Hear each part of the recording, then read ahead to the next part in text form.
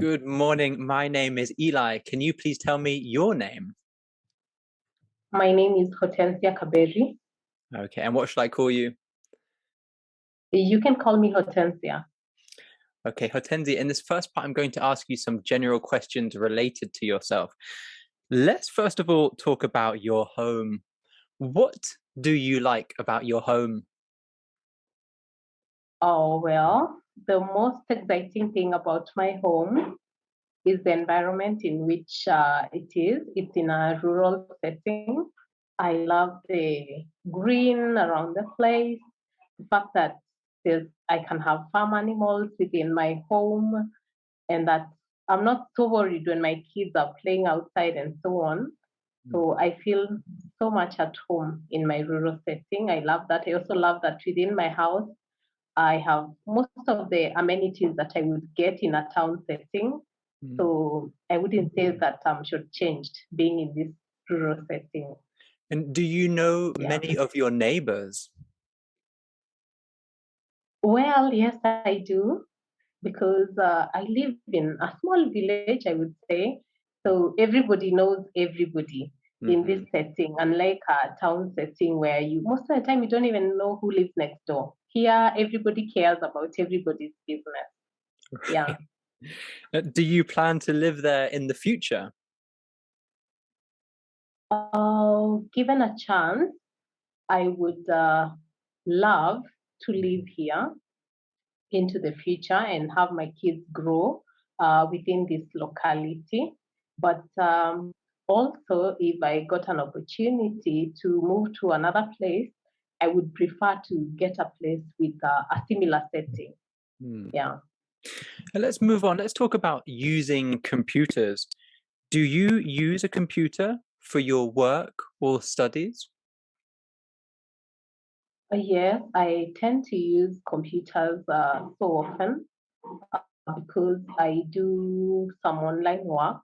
So on a normal day, I would have to use a computer. Hmm. Do you think Yeah. it is important to limit the quantity of time spent in front of a computer?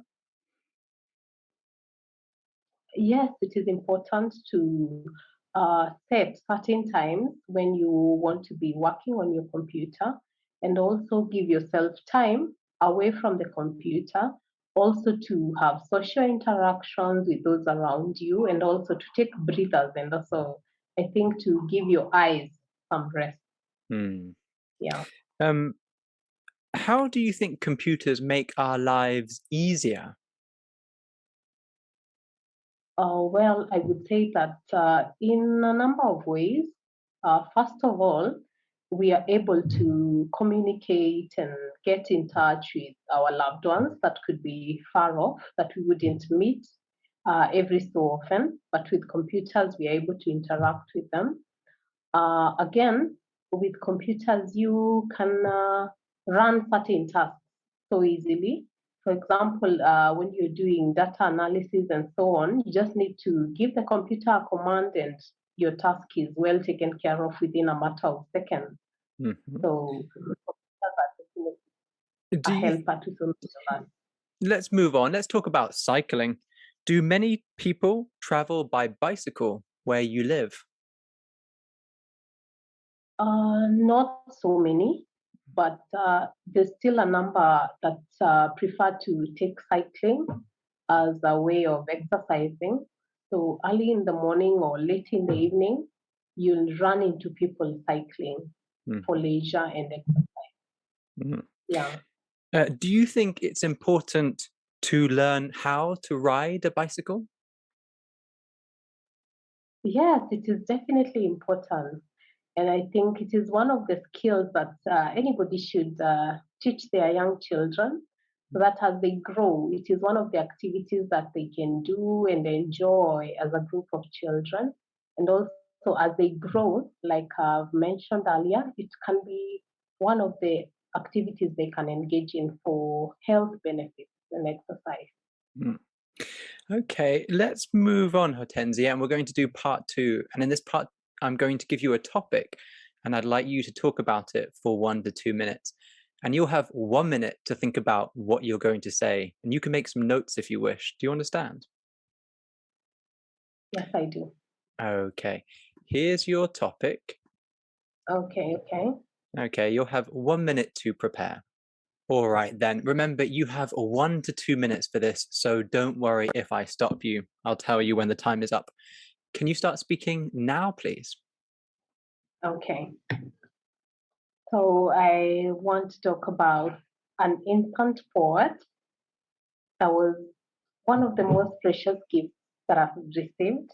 And I got it from a friend of mine, a lady friend. We were discussing kitchen gadgets and talking about a group that we are both members of on Facebook. And then I told her that one of the most purchased gadgets was the instant pot. And I wished that at one point I'd get to own one. And then she told me, "Oh, you really want an instant pot?" When I was coming back to Kenya, I came with one and I don't use it. So how about you come and pick it from my house? Mhm. I was like, oh my, that was uh, such a coincidence. This is the gadget that I've been dreaming about, and it's the gadget you wish you could, gift someone. And here I was. So in about 2 days, I got to travel to her place and pick the instant pot. It's been like one of the most used gadgets within my kitchen, and it made me feel, so loved, so appreciated by this friend of mine that I could share, a dream that, I didn't see it coming so soon because it cost quite a large amount of money. So I was trying to save up for the same. And within a few minutes of talking, I got the gadget. So it is one of the things that I really appreciate. And I also wish that given an opportunity, I could also be a blessing to someone else by gifting them something that they really desire, like I really did desire that for myself. Thank you.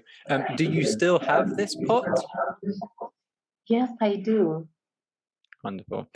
Okay, we're going to move on now to part three. And in this part, I'm going to ask you some more general questions related to the theme of giving. So let's first of all consider gifts in your country. So Hortensia, you're from Kenya, is that right? Yes, I am. Do people in Kenya give each other a lot of gifts? Yes, we have that culture of giving. Maybe not the most expensive of gifts, but in our daily living, we tend to be a very generous people. Mhm. We share whatever we have. Mm. So once in a while, you will find yourself receiving gifts from the people around you, your family, and so on. Yeah. And what kind of gifts do people in Kenya give to each other? I would say that it depends on the recipient of the gift. One, for maybe younger children, you'll have people getting them toys and, uh, books and so on. Then we have the more mature generation. So you'll have people getting each other maybe phones and so on, maybe a laptop, a gift for your birthday. Uh, Depending on your preference, you could also have maybe ladies getting their friends handbags and shoes and so on. Right. Yeah. Are there any special occasions or special times of year in Kenya where people give each other gifts? Oh, well, the most common period of the year where people give each other gifts would be Christmas. Mhm. So over the Christmas period, people have that Christmas spirit of giving and sharing. So we have people purposing to get, their loved ones particular gifts and so on. Yeah, we also have people that tend to gift the less fortunate by sharing with them their Christmas delicacies. Mm. Let's move on. Let's talk about why we give gifts. Why do you think people feel a lot of satisfaction when they give other people gifts? I think that there's so much satisfaction and joy that comes with making another person happy Mm, beyond our own happiness. So if I were to gift you something, maybe not worth so much, but maybe to the recipient, it means everything. So the joy that the recipient gets is just enough satisfaction for whoever is giving the gift. So I think everybody has that caring spirit of sharing mm. and giving others gifts. Yeah. Do you think it's always better to give more expensive gifts than, say, cheap gifts or handmade gifts?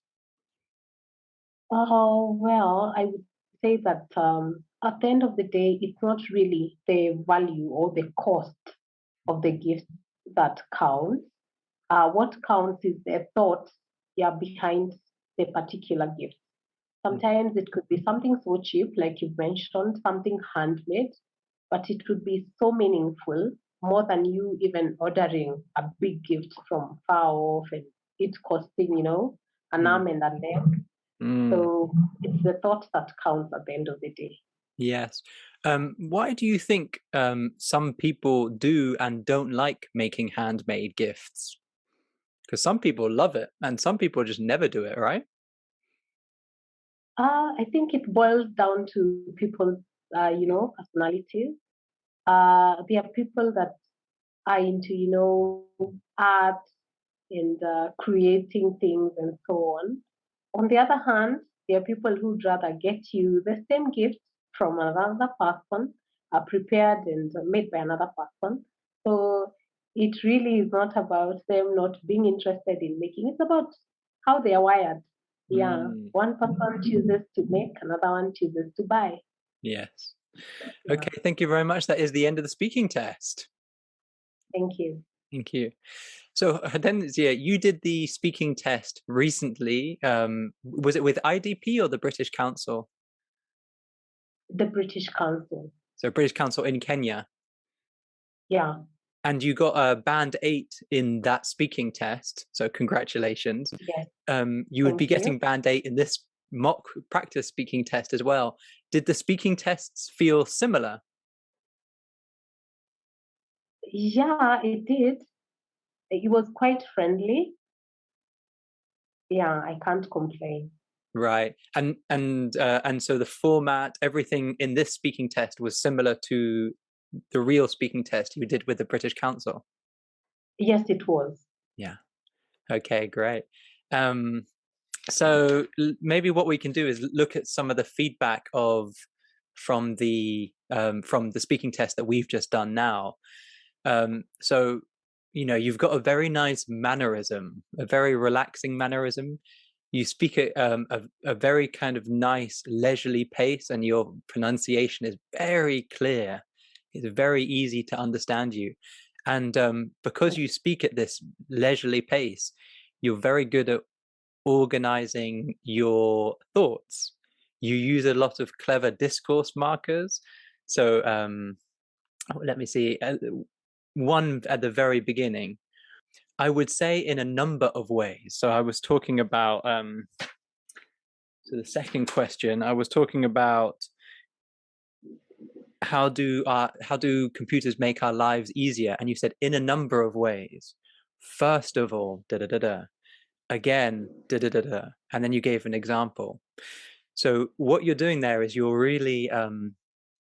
you're developing your ideas very well, and the first criteria that you're assessed on, there's four. The first one is fluency and coherence. And when people think about fluency and coherence, they often focus on fluency. But what you're doing there is you're showing a very high level of coherence because you're organizing your ideas in a very coherent way, and you're using discourse markers to guide the listener to understand you. So I would say in a number of ways you introduce your ideas. First of all, you introduce, and then You use first of all to introduce your first idea, again, and then you introduce your second idea, and then you say, for example, da da da. So it's very easy to understand the logic of your ideas, a bit like a paragraph in an essay, and that's a good recipe for getting a very high score in IELTS, especially for fluency and coherence. Let's look at some of the vocabulary that you used. So in part one, you had great vocabulary, things like rural setting, amenities, everybody knows everybody, given a chance, um, you give your eyes some rest, run certain tasks in relation to the computer, as I mentioned, and then things like, yes, I think it's definitely important, and you emphasized definitely as well. And that was in relation to, do you think it's important to learn to ride a bicycle? So very good in part one. And throughout the speaking test, I'll be putting some of the good vocabulary that you used up at the top. You've probably seen other speaking tests on my YouTube channel. Okay. That was very good. Some small mistakes were things like, I want to have my kids grow here. And we would use grow up. So the phrasal verb to grow up is in to have the process of becoming more mature. Okay. Um, and then throughout the test, one thing I think that lowers your score is repetition of particular nouns. So when we were talking about computer, you would always say on computer and then computer, instead of Oh, potentially using other words or pronouns to refer to a computer. Um, and okay. Okay. and so that happened in part one with computer. It also happened with the repetition of the word gadget in part two, and instant Okay. pot also in part two. Um, Now that's Okay. a very minor mistake, but this is the kind of thing that might have stopped you from getting band 8.5 or band 9 in the speaking test. Okay. Um, in part two, very, very good. I loved again that you had a very good level of coherence. You really told a story. You set the scene at the beginning, describing how you had heard about this instant pot, how you knew your friend through a Facebook group, and how you had mentioned it. And then you elaborated on that story. You said how even though it was expensive, she said, "I've bought one and I don't use it. Come and get it." So it was very easy to follow the logic of your story. You used a lot of good vocabulary as well, things like precious gift. We were discussing kitchen gadgets, so that's very nice for setting the scene. Pick it up from the house. Oh, actually, no, that was a mistake. Again, you forgot to use the preposition up, so you said pick it from my house. So it would probably be Okay. pick it Okay. up Okay. from my house. So again, Yeah. so two mistakes relating to phrasal verbs like grow up, pick up, Mm-hmm. something to Yeah. be aware of. Um, Okay. and then we also had you said that I wished that, and I can't quite remember the sentence that you used it in, but it was something like I wished that I had that pot. So instead of saying I wish that I had that pot, you'd probably say something like I longed to have that pot, or I had always wanted to have that pot. Mm-hmm. Wasn't really Okay. the quite the right context for the word wish there. Okay. Part three Okay. was great. I love things like phrases like not the most expensive. So again, it's you're not saying the cheapest, you're saying not the most expensive gifts. Yeah. And that shows a good awareness of register as well when you're speaking.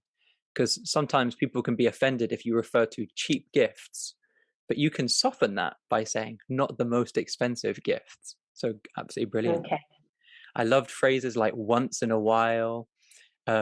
It depends on the recipient. So I love the word depends because it allows you to expand the question. And what some people do at lower levels, they say it depends, and then they don't really elaborate. And what you did was great. You said it depends on the recipient, and then you elaborated on that. Um, Okay. you also had some nice phrases like the most common time to receive gifts would be Christmas. So a very nice way to structure that sentence.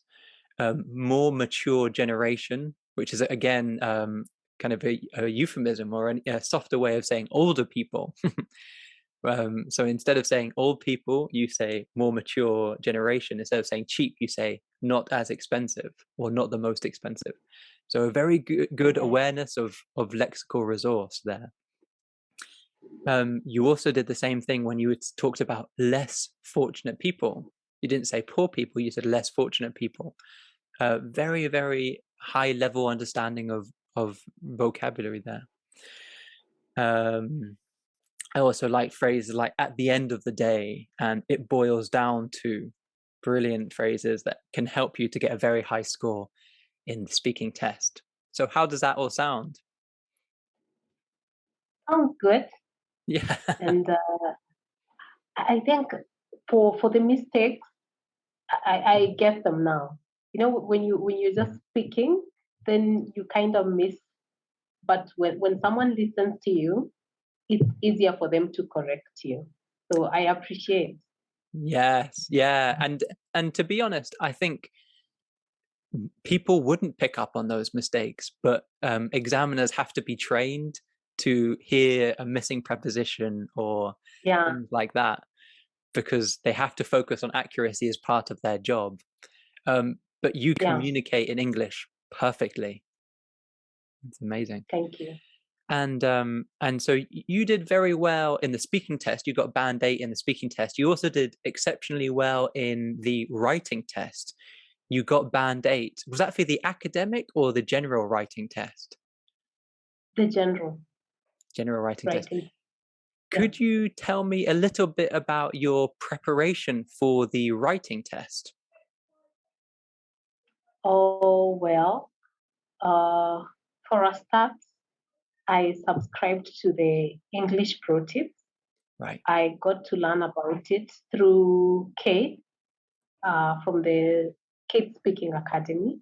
Mhm. So upon subscription, I was able to see your tips on the revision for the writing, and I was able to go through the sample essays.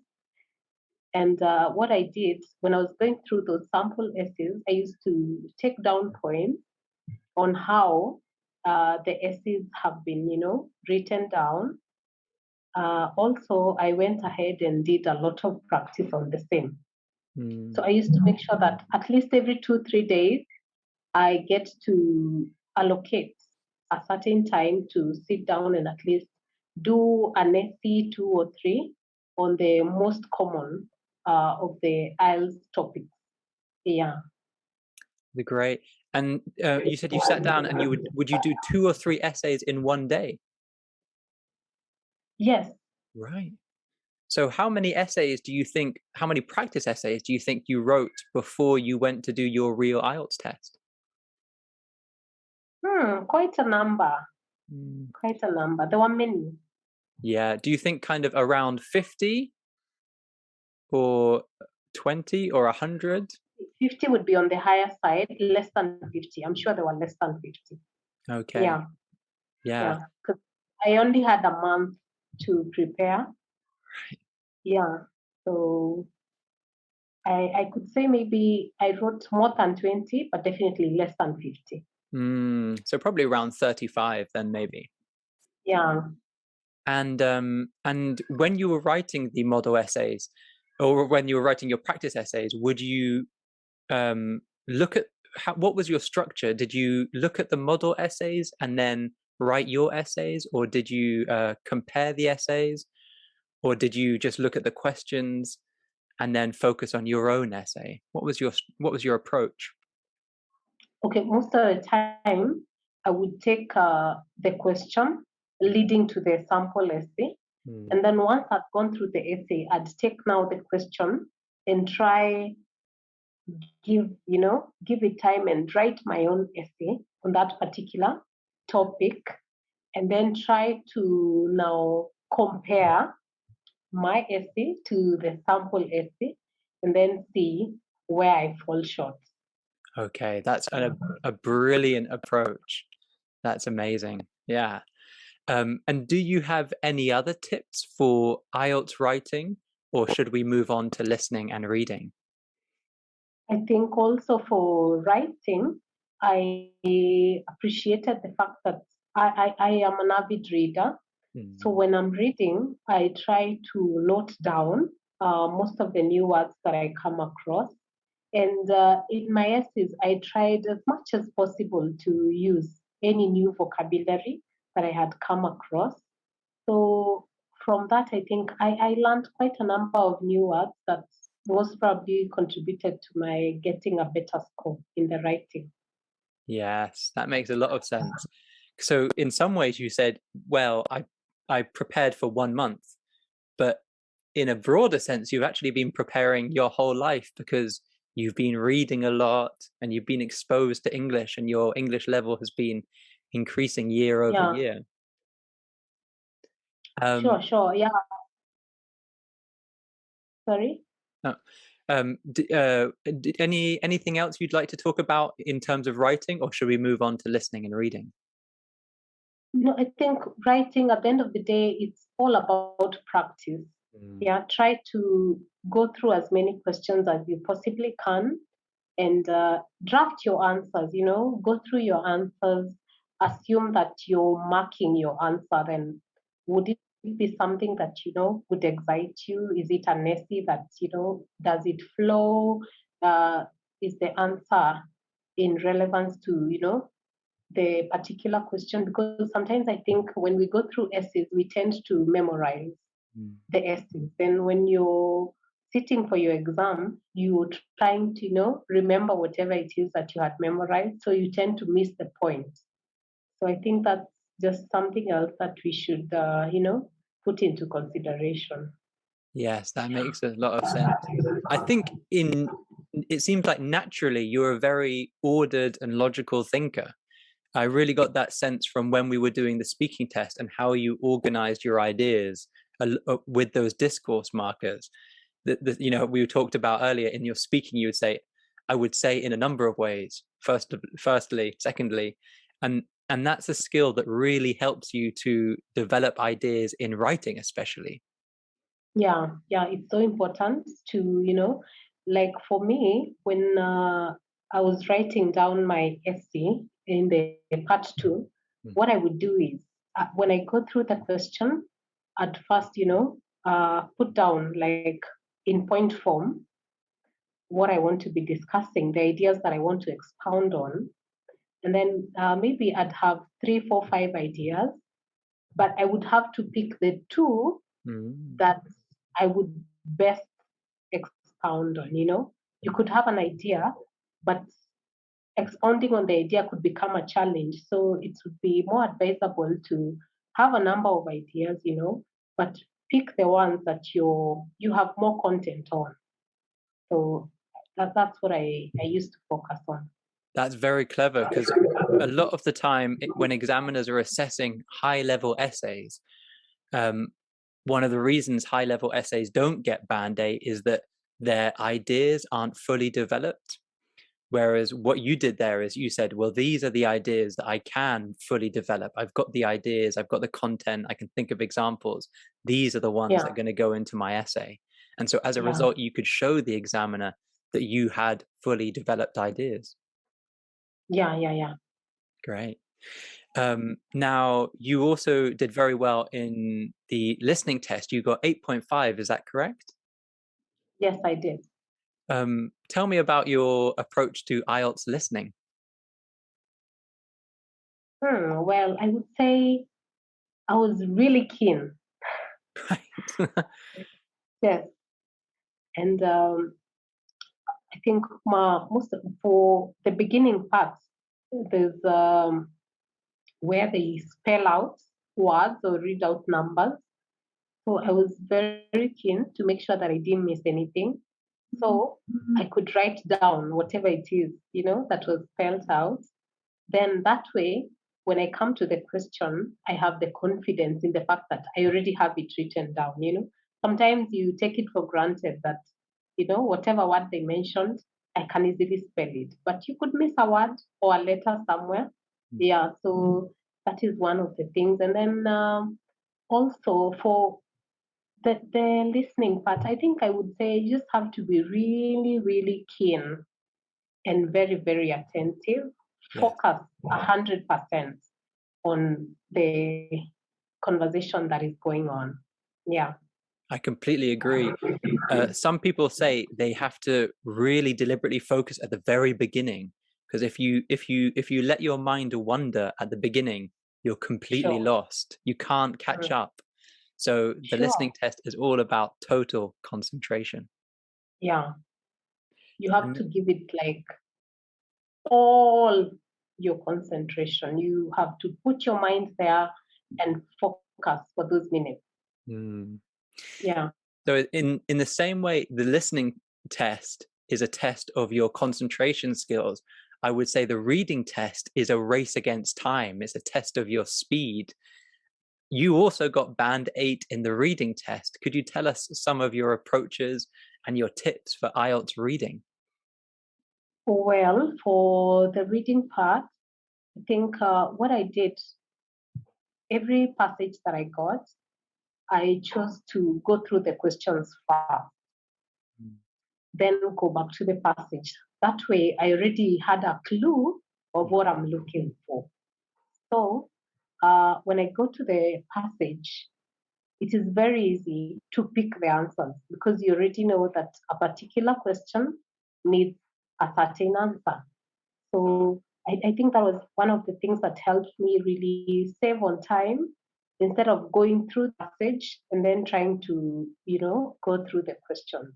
And then still knowing that the fact that the sequence of the answers will follow the sequence of the questions. So if you've already gotten an answer to a particular question, then you're sure that the next question for the answer, it will definitely follow in the maybe the next paragraph or so on. So you need not go back and start from the beginning. If you already found a certain answer, then definitely move further.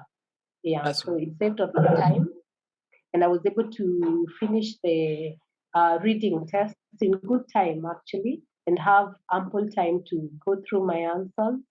Yeah, and make any necessary correction. Yeah. Oh, that must be a great feeling just to know you finished and then you've got the time to say, okay, was number 13 really B or could it have been C? And then you can really focus on those particularly Yeah. difficult Yeah. questions. And I loved what you said about you looked at the question and you understood what the question required rather than focusing too much on the text and trying to understand it all. Because in IELTS, the examiners really test to see whether you can use different skills in reading, and your approach to different questions is different. So if you have a matching the heading question, you've got a different style of reading than if you're trying to find a particular word that fits into a sentence. And by practicing, for example, from the Cambridge past paper books and being aware of what the different questions require you to do, you'll definitely be improving. So thank you very much for all of your tips. We've covered writing, we've covered reading, and we've covered listening. Um, Maybe you could tell us a little bit about speaking English for you and how you've learned English through your life. Well, I would say that for me, uh, I've gone through schooling Mhm. in English. So it's one of the languages that we study in school, right from primary school all through to university. So I would say that that gave me an advantage Mm, over someone else who would maybe uh, interact with English as a language much later in life. And also the fact that I've had a lot of reading, I love reading. mm, So it also gives me that, extra advantage that I get to interact with different writers and get to know their ways of writing, and sometimes even the books that you're reading uh, reporting, it's like reported speech. So you mhm. also get to learn, speaking. yeah, through the reading. Yeah, but I think the best way to learn speaking is through actual, speech. You speak Mm. to improve on your speaking. That's the practice at the end of the day will definitely be the best way to improve on your grades and is the English test. Yes. Yeah. Yeah, I completely agree. Because at the end of the day, it's really a test of your English skills. It's not a test of your examination skills. So one of the Yeah. best approaches to doing very well in the exam is actually just to speak a very high level of English, and then you're going to do very Yeah. well. So Hortensia, thank you very much for coming on, doing the mock speaking test with me, and for sharing your wonderful tips for all of the different IELTS modules. Thank you very much. Thank you too for having me. I appreciate it.